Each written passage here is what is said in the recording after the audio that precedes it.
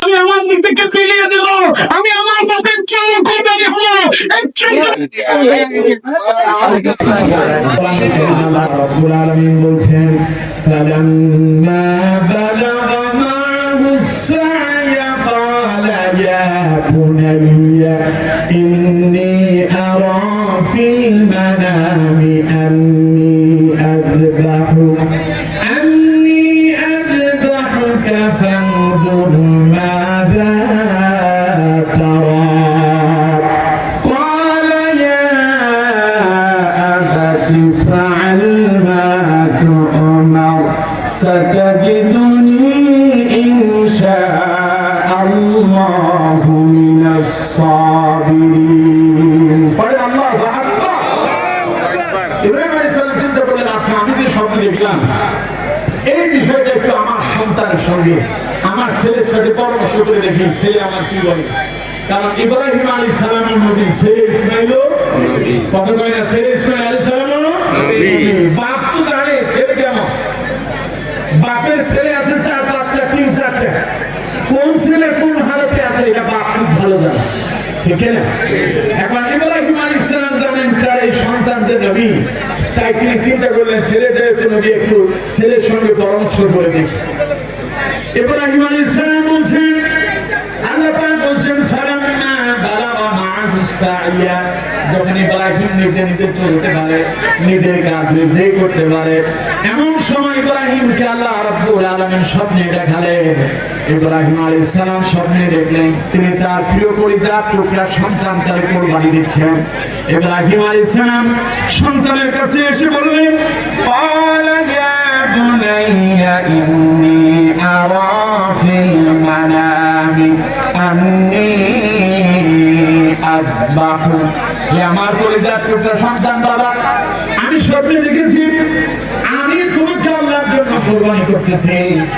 আমার বাবা আমি যে স্বপ্নে দেখলাম তোমার আল্লাহর জন্য কুরবানি করতেছি, এখন আমি তোমার কাছে জানতে চাই এই ব্যাপারে তোমার অভিমত কি? সুবহানাল্লাহ। সে বলতেছে আব্বা যা স্বপ্নে দেখেছেন তা বাস্তবায়ন করে দেন। আরে আমি আল্লাহর জন্য কুরবানি হচ্ছি, এতে আমার কোনো ভয় নাই, চিন্তা নাই, টেনশন নাই, কারণ আমি তো আমার রবের জন্য উৎসর্গ হব। দুনিয়া এসেছি তো আল্লাহর জন্য, বেঁচে থাকবো আল্লাহর জন্য, মরে যাবো। আল্লাহ তাআলা বলছেন ইন্না সালাতি ওয়া নুসুকি ওয়া মাহইয়ায়া ওয়া মামাতি লিল্লাহি রাব্বিল আলামিন, নামাজ হবে আল্লাহর জন্য, কুরবানি হবে আল্লাহর জন্য, বেঁচে থাকবো তো আল্লাহর জন্য, মরে যাবো আল্লাহর জন্য। আর আমি যদি আল্লাহর জন্য নিজেকে উৎসর্গ করতে পারি এর চাইতে বড় পাওনা কি হতে পারে? ইব্রাহিম আলাইহিস সালামের কলিজার টুকরা সন্তান বললেন ফাংদুর মাযা তারা, আব্বা যা স্বপ্ন দেখছেন তা আপনি পরিপূর্ণ করেন, কারণ আশা করা যায় ইয়া আবাতি ফাআল মা তু'মার সাতাজিদুনি ইনশাআল্লাহু মিনাস সাবিরিন, আশা করা যায় আপনি আমার ধৈর্যশীল অবস্থায় পাবেন, আমি হাওয়া করব না, চিৎকার চেঁচামেচি করব না, আমি আমার নিজেকে পেরিয়ে দেব, আমি আমার রবের জন্য কুরবানি হব। এই চাইতে বড় সওয়াব আমার জন্য আর কি হতে পারে? চিল্লায় পড়ে আল্লাহু আকবার। বিশাল বড় উট জবাই হয়, দাঁড়ায় আছে, লাঠি একখান মারলে 10 হাত দূরে যায় পড়বে। বিশাল গরু জবাই করেন, একটা লাঠি আর একটা গুঁতো মারলে জীবন শেষ হয়ে যায়। এই বিশাল বড় এই উট, বিশাল বড় গরু যিনি আপনাদের অধীনস্থ করে দিলেন তিনি কে? কাযালিকা সাখখারনাহা লাকুম, কাযালিকা সাখখারাহা লাকুম, আল্লাহ তাআলা বলছেন এগুলো আমি তোমাদের অধীনস্থ করে দিয়েছি। সুবহানাল্লাহ।